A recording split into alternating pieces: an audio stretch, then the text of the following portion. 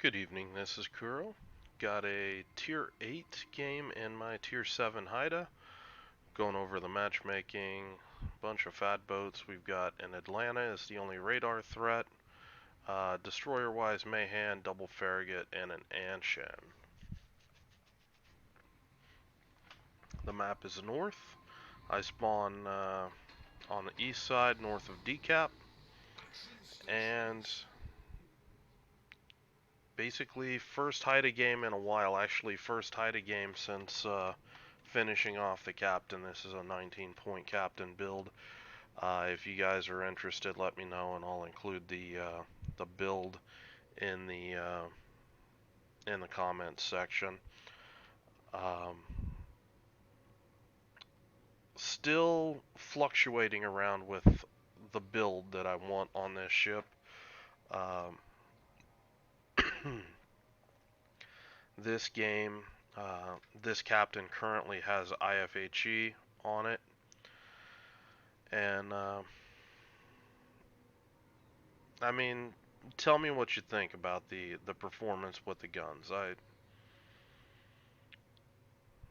I'll just put it that way. So right here, Haida for tier 7, you're one of the sneakiest destroyers in the game, or at the tier. You are going to be very powerful, zoning out other destroyers around the caps. Um, I do have some concerns about her, and one of them being the gun arcs. You have fantastic alpha. You're going to see me hit things really freaking hard with these guns. They reload every 4.5 seconds. And the principle behind IFHE, I think this destroyer actually has the highest alpha um,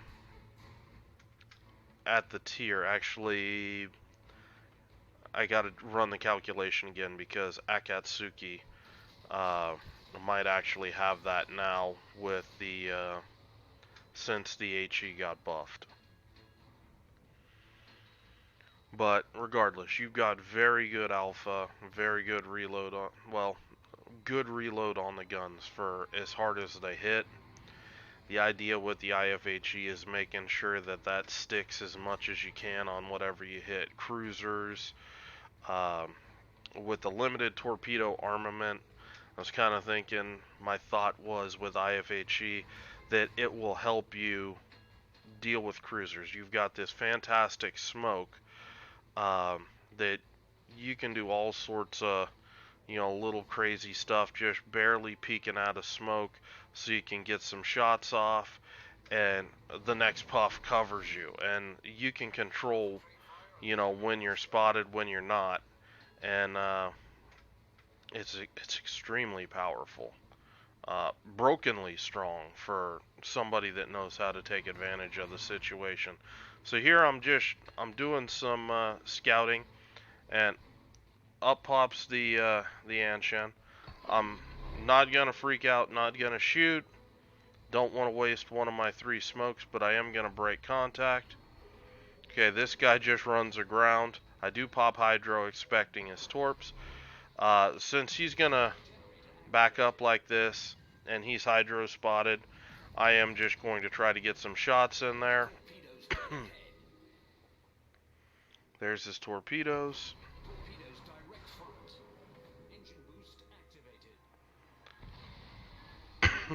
Just gonna get torpedo safe.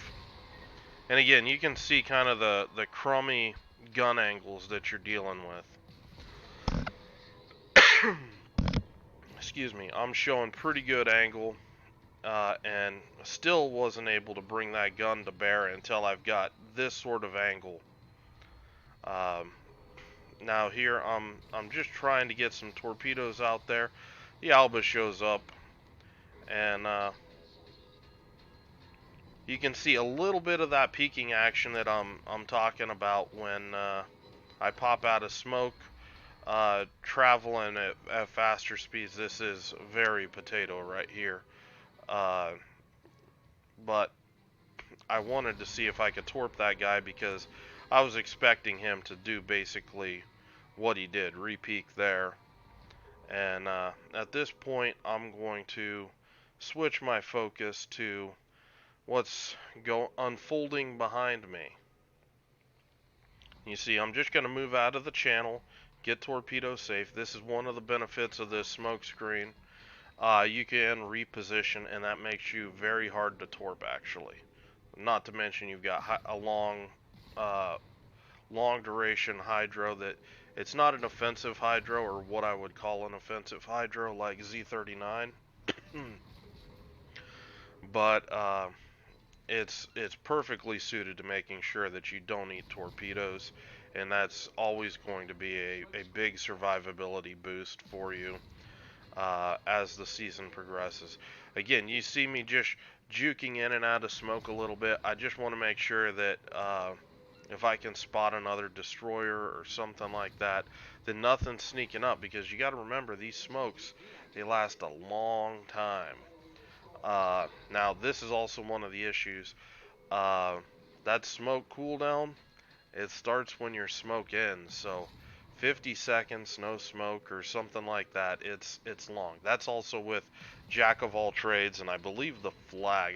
I'd actually have to check to see if I've got the consumable flag, um, but it's definitely something that is worth it. Throwing some shots out here on the Amagi. Unfortunately, I think I'm hitting his belt or turrets or something, because everything's just shattering. And for some reason, you know, we've got a battleship pushing through that gap. Don't ask me why, but he deserved every bit of that. Now here, I'm going to try to save this New Orleans and do a little bit of damage. And I'm basically pushing up here with my smoke, just trying to get this guy covered. If he shoots, he's still going to get detected at this range, but I'm trying to do what I can to help him. Now this is a little potato here.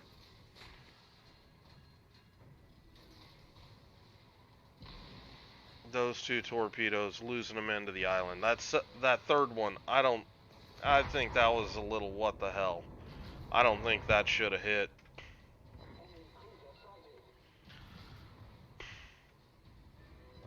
Your fire chance isn't the best with IFHE. But I mean, this close, and there goes the New Orleans. I am going to swap to AP here and just start trying to see if I can get some more DPM out, because this battleship is broadside, and you can see the AP is pretty solid. The issue is there's a lot of freaking HP to cut through when I potatoed my torps.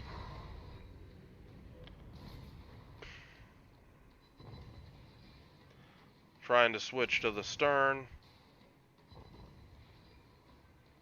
Hit belt armor there. The stern on the Amagi is much lower profile than the bow. It's just not working. I'm gonna switch to the casemate. The reason why I was trying to hit the stern is because saturation. You see me just say the hell with it. Go right for the casemate, and you can see it's still not saturated there, so good damage.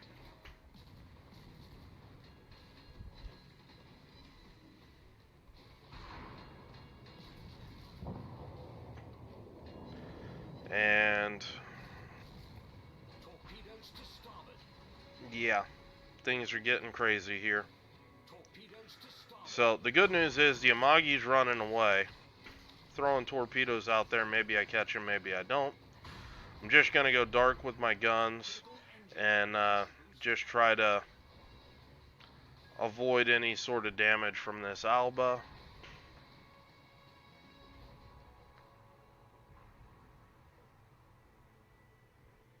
The Alba's turning in to rush me. I'm looking to see, okay, where's my torps at? What's going on here? Just trying to get a little bit more situational awareness, because I was a little target fixated on that Amagi, trying to save a teammate. And I repair the engine because I know I'm going to have to kite this Amagi. or this Alba, and they're starting to pinch me, but I think it's too late. My smoke's back up. I'm popping Hydro just because this Anshin was last seen here. Who knows? He might still be sitting there. This is random battle. But gonna dip in behind the island, and I'm actually gonna try to work from this position here. They're gonna try to take decap, and I want to try to make them pay for it. And it's gonna look really ugly. I'm just gonna warn you. It's not my best driving. I'm trying to decide which side of the channel I want to work from. I want to get close enough to this opening that if I get rushed with Hydro or something that I can actually disengage. The Alba pops up. I go on ahead and I just pop the smoke. There's the Anshan. Did get a couple resets there. And you're going to see there that smoke faded. I poked out, got some spots, broke off another shot, pop back into the smoke. These are the types of plays that you can make with this destroyer that no other destroyer can make currently in the game. And it's one of the reasons why this ship is going to have some real flexibility when it comes to using your guns. Torpedoes are up. Here again, I gotta back up because of the torpedoes. I get spotted.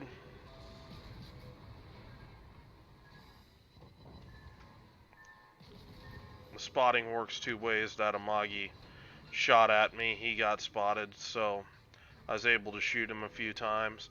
Now, you've only got a set of 4 torps, but they're single launchers, so you can stagger them out like I just did and kind of stretch them out.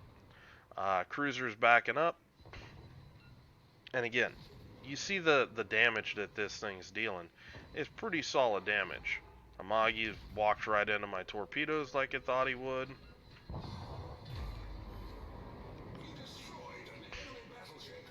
Unfortunately, eats them all, so there was none that might catch that Alba. Now I've got 18 seconds left on the smoke. I'm gonna keep trying to work this as long as I can. I know I've got a DD back here. I've still got Hydro up, so I should see him before he sees me. There's the DD. Again, you can see how this Hydro pays dividends with how this works. Now, my smoke just ran out, and I still got everything up in my face here. Now, take a look at the alpha on these guns. At tier 7, that is so brutal.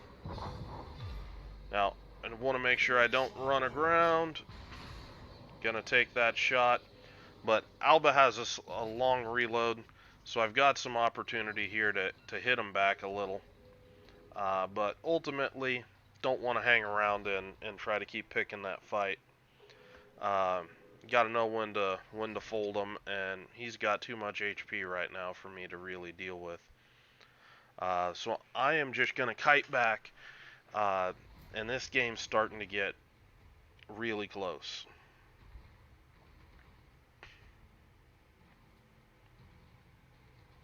So just going to cover my bases, put some torpedoes in this channel. Maybe he rushes me, maybe he doesn't.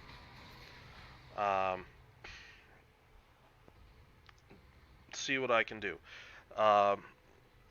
Those torpedoes, honestly, unless I'm YOLO torping something, I don't use the narrow setting. I prefer single fire with these, simply because you have so few torpedoes. You really want to pick your torpedo launch angle to try to get the most that you can out of it, because it can be rough to get a significant amount of damage out of this ship if you don't have if you don't land torpedo hits. That was critical there, just losing that ship. That was really rough.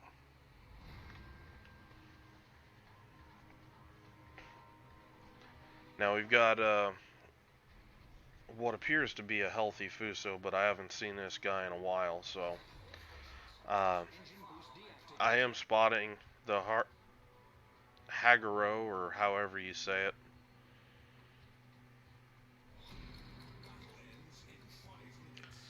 And I'm not getting a warm and fuzzy feeling seeing those shells just splash all around that cruiser.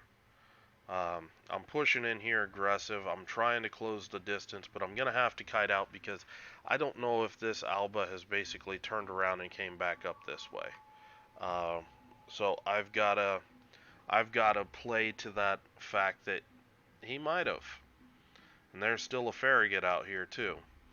Now I'm looking, and it looks like the Alba is turning north. So I am going to launch my torps in here in a single fire spread just to try to see if I can pick up a torpedo hit,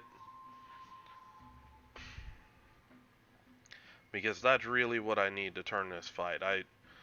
I'm trying to keep this Haguro lit for the Fuso.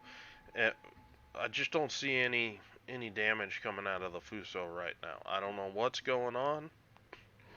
I think this Alba is going to accelerate, so I'm going to launch these torps in front. Screw up that shot. But I'm basically, the Haguro's got his guns turned the opposite direction. I was actually expecting faster shots out of this Alba. Since he seems like he wants to turn, I'm just going to keep closing behind this island. My objective is, I want to put this island right here between me and the Alba, and then I'm going to try to go to work on this Haguro and finish the deal. Finally, the Fuso managed to chip him. I land the torpedo hit that I'm looking for. And I'll be honest, that's pure luck. Bow on torp target like that. That's a lucky torp hit when you've only got 4 torpedoes going on. The torpedoes do have pretty good concealment, pretty good alpha. But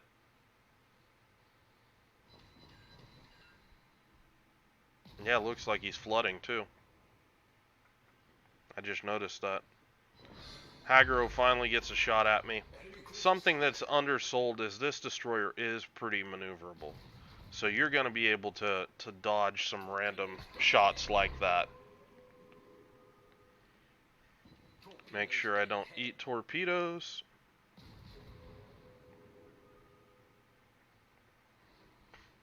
And I'm closing the distance. They've got a 4 cap advantage. The game is over in 2 minutes. I need to get my butt up there to decap. I'm hoping my Fuso will turn back into C cap. There shouldn't be anything there stopping him.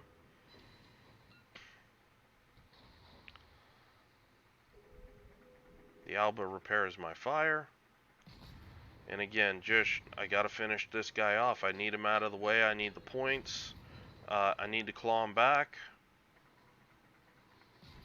And if you notice, I'm starting to shoot a lot more bow on, trying to minimize the profile that I'm presenting to this cruiser, simply because he needs to die, and I need to live, and I can't expose a wide section of my ship. Unfortunately, this Fuso, he never really helped with that fight, and now he's in a situation where he can't really turn into sea, and that might cost us the game. I'm pushing in here as fast as I can. I'm all out of everything. I'm out of smokes, out of speed boost. Last hydro's up, and this game's gonna be a loss.